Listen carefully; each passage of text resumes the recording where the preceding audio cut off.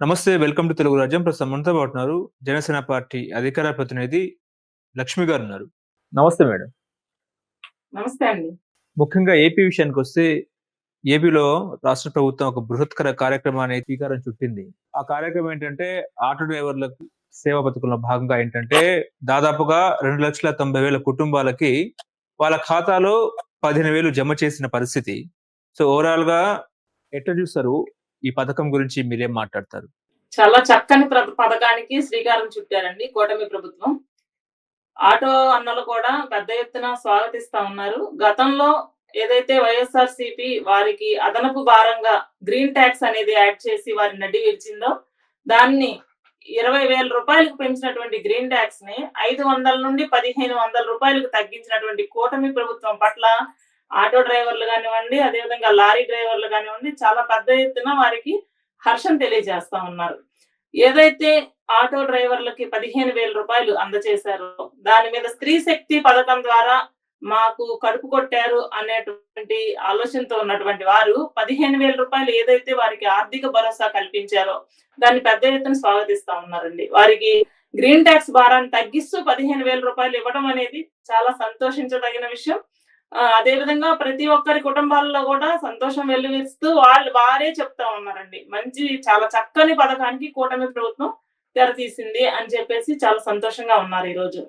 కానీ ఇప్పుడు గతంలో జగన్మోహన్ రెడ్డి ఏమో వాహన మిత్ర పథకం తీసుకొస్తే, ఆ పథకంలో భాగంగా అది కంటిన్యూయేషన్‌లో భాగంగా ఇస్తున్నారని చెప్పి కూడా వైసీపీ నాయకులు చెప్తున్నారు. నిజమే అంటారా?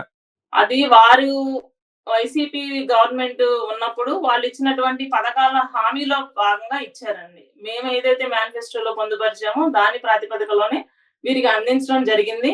గ్రీన్ టాక్స్ ఎందుకండి ఈ చేత్తో ఇచ్చి, కుడి చేత్తో ఇచ్చి, ఎడమ చేత్తో లాక్కున్నట్టు వారికి అమౌంట్ ఇచ్చి అటువైపు లాగేసుకున్నారు. వాహన మిత్ర ఇస్తూనే గ్రీన్ టాక్స్ పేరుతో లాక్కున్నారు. అదేవిధంగా అత్యధికంగా పెంచినటువంటి మద్యం రేటు తోటి లాగేసుకున్నారు ఆ డబ్బులన్నీ. నాన్న గుడ్డి పథకం పెట్టి లాగేసుకున్నారు. దానివల్ల ఉపయోగం ఏముందండి? ఇప్పుడు కూటమి ప్రభుత్వం వచ్చి 2,90,234 మందికి 436 కోట్ల రూపాయలు అందించడం జరిగింది. మరి రాష్ట్రాన్ని అప్పులు ఊబిలో కుంపట్లో వదిలేసి వెళ్ళినటువంటి జగన్మోహన్ రెడ్డి దీన్ని విమర్శించడానికి అసలు సరిపోతారండి? అలాంటి అప్పుల్లో ఉండి కూడా ప్రజల ఆలోచనని, ప్రజల సంక్షేమాన్ని దృష్టిలో ఉంచుకొని ఈ నిర్ణయాన్ని ముందుకు తీసుకెళ్లడం అనేది హర్షించదగిన విషయం.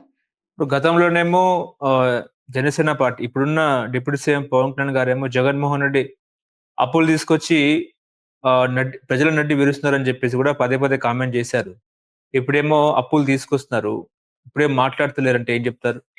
గతంలో ఒక విద్యుత్ శాఖ కానివ్వండి, ఆర్టీసీ కానివ్వండి, అనేక రకాలైనటువంటి అప్పుల ఊబిలోకి నెట్టివేసింది వైఎస్ఆర్‌సీపీ వాళ్ళేనండి. మరి దాన్ని రెక్టిఫై చేస్తూ ఒకవైపు ఉద్యోగాలు కల్పిస్తూ, యువతకు ఉద్యోగ అవకాశాలు కల్పిస్తూ, గత ప్రభుత్వంలో ఎక్కడా కూడా ఉద్యోగ అవకాశాలకు తావులేదండి. ఏదైనా కంపెనీలొస్తే ఈయన చూసి దండం పెట్టి పారిపోయారు. కానీ ఇప్పుడు ఆ పరిస్థితి లేదు. వాళ్ళు ఎతుక్కుంటూ వస్తున్నారు. కూటమిని వెతుక్కుంటూ మేము ఇక్కడ పలానా కంపెనీలు పెడతాము, వారికి ఉద్యోగ అవకాశాలు కల్పిస్తామని చెప్పేసి ముందుకొస్తా ఉన్నారు. అప్పు తీసుకొస్తే ఆ అప్పుని ఏ రకంగా ప్రజల మీద భారం పడకుండా తీర్చాలి అనేది ఒక క్లారిటీ అయితే కూటమి ప్రభుత్వానికి ఉందండి. ఒక అధిక విద్యుత్ బిల్లులతోటి వాటిలతో వీటితో అదనపు భారాలు వేసేసి వైఎస్ఆర్‌సీపీ వాళ్ళు ఎన్ని రకాలుగా ప్రజల్ని హింసించాలో అన్ని రకాలుగా హింసించారు. కూటమి ప్రభుత్వంలో ప్రజల మీద భారం అనేది ఉండదండి. అదేవిధంగా మనం చూసాం జీఎస్టీ కూడా తగ్గించారు. మధ్యతరగతి వారికి నిత్యావసర సరుకుల మీద కూడా భారంగా ఉన్నటువంటి జీఎస్టీని కూడా తగ్గించడం చాలా సంతోషంగా ఉంది. అదేవిధంగా అలాంటి కార్యక్రమాల ద్వారా, కార్యాచరణ ద్వారా ముందుకు వెళ్తాం తప్ప ప్రజల్ని ఇబ్బంది పెట్టేటువంటి కార్యాచరణ అయితే కూటమిలో ఉండదండి.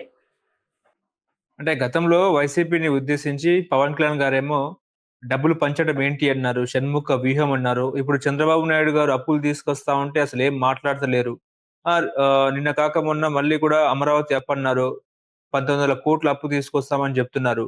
వాళ్ళేమో రుణభారం అని చెప్పేసి కూడా అంటున్నారు. అంటే వైసీపీ అప్పు తీసుకొస్తేనేమో రాష్ట్రం శ్రీలంక అవుతుంది అని చెప్పేసి కూడా మాట్లాడుతున్నారు. మరి టీడీపీ అప్పు చేస్తున్నప్పుడు శ్రీలంక అవ్వదా అన్నట్టు కూడా వైసీపీ నాయకులు కామెంట్ చేస్తున్నారు. మీరు అడిగిన ప్రశ్న చాలా బాగుందండి. ఒక అప్పు తీసుకొచ్చినప్పుడు దాన్ని తీర్చేటువంటి మార్గం లేనప్పుడు రాష్ట్రం అప్పుల కుంపటిలోకి వెళ్ళిపోతుందండి. కానీ తీర్చేటువంటి అవకాశాలు ఉన్నప్పుడు రాష్ట్రం సౌలభ్యం బానే ఉంటుందండి. ఎందుకంటే ఇక్కడ ఉద్యోగ అవకాశాలు ప్రజలకు కలిగినప్పుడు రాష్ట్రం గూడా ఉన్నతమైన స్థితిలోకి వెళ్తుంది. గత ప్రభుత్వంలో ఉద్యోగావకాశాలు ఎక్కడా లేవు. ప్రజలు కనీసం సరిగ్గా తిన్నారో లేదో కూడా ఆలోచనలకి జగన్మోహన్ రెడ్డి గారి విజ్ఞతకి వదిలేస్తున్నాము.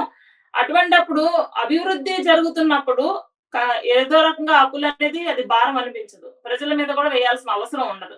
కానీ వీళ్ళు చేసిన పనేంటంటే ఏకధాటిగా అప్పులు తీసుకొచ్చి అది ప్రజలకు పెనుభారం చేసేసారు. ఆ పరిపాలన గాని, అటువంటి సందర్భాలు గాని కూటమి ప్రభుత్వం కల్పించదని చెప్పేసి నా అభిప్రాయం తెలియజేస్తున్నానండి.